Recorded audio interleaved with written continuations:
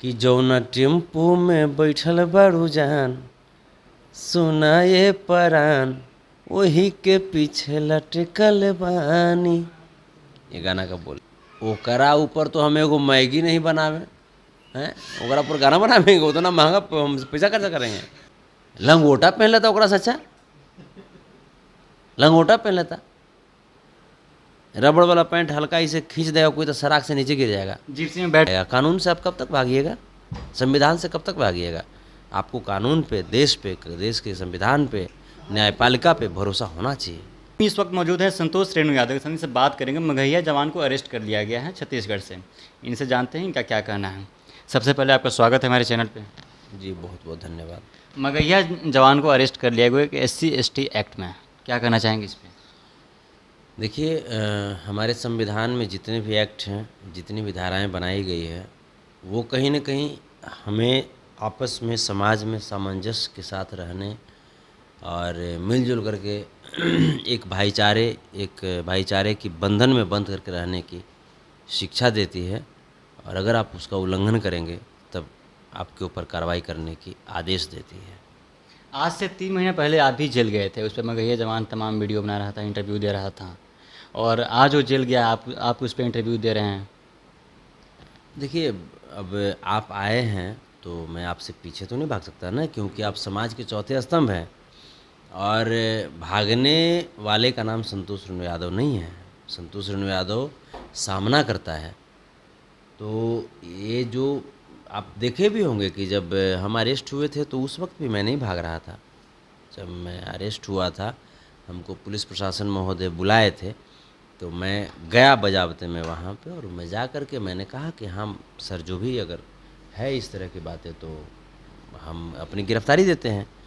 तो यही सब चीज़ें हैं। और वो तो भाग रहा था, तो भागने वाला कब तक भागेगा, कब तक भागेगा? कानून से आप कब तक भागिएगा, संविधान से कब तक भागिएगा। आपको कानून पे, देश पे, देश के संविधान पे, न्यायपालिका पे भरोसा होना चाहिए। और अगर नहीं भरोसा है तो फिर आप रियल देशभक्त हैं ही नहीं, आप समाज भक्त हैं ही नहीं। आखिर भोजपुरी इंडस्ट्री में इतनी जातिवाद क्यों? ये तो जो करता है उससे पूछिएगा ना। ये तो जो करता है, आप ये समझिए ना कि SC/ST एक्ट उस पर क्यों लगा। कहीं ना कहीं वो जातिवाद किया गया उस तभी तो। कहीं ना कहीं महादलित समाज के लोग को किस नज़रिए से वो देखता है, किस दृष्टिकोण से देखता है, ये तो पता चल गया। अब बातें कि जब हमारे पूर्व आदरणीय मुख्यमंत्री महोदय जीतन मांझी जी के ऊपर जब इस तरह की कमेंट कर सकता है वो, तो आप समझिए कि इतना बड़े नेता के ऊपर। हाँ, इतना बड़े नेता, वो हमारे गौरव हैं, हमारे गौरव हैं। जीतन मांझी जी कोई सिंपल जैसे व्यक्ति नहीं है।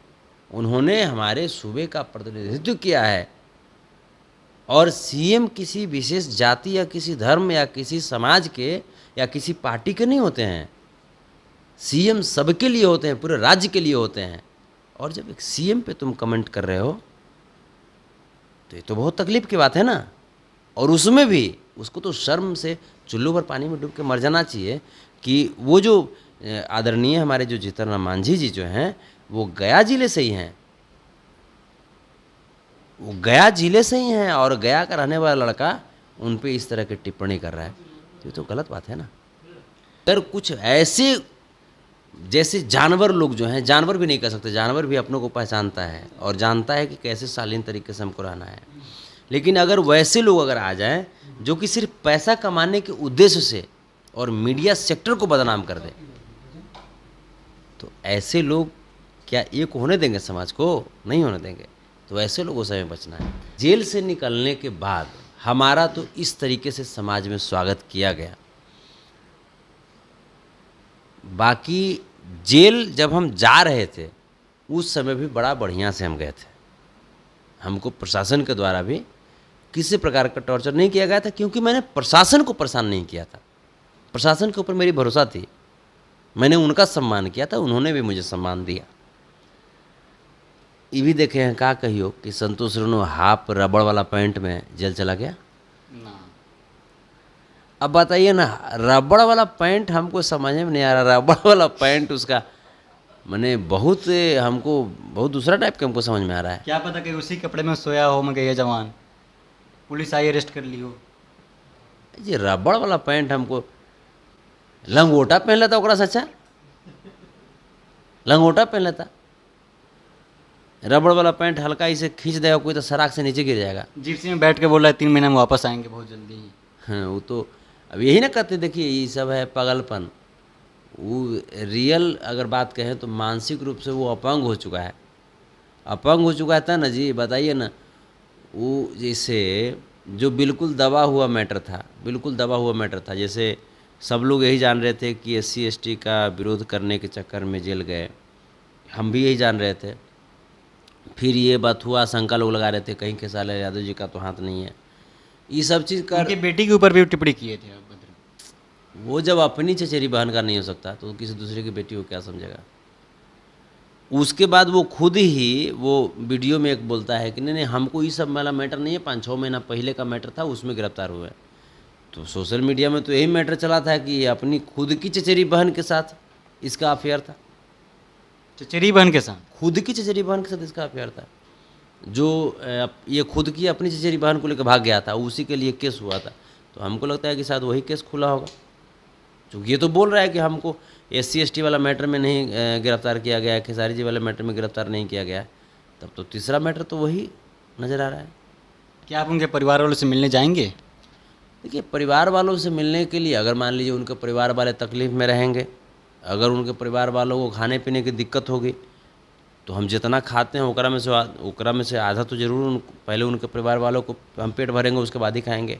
ये तो मानवता है मेरे अंदर।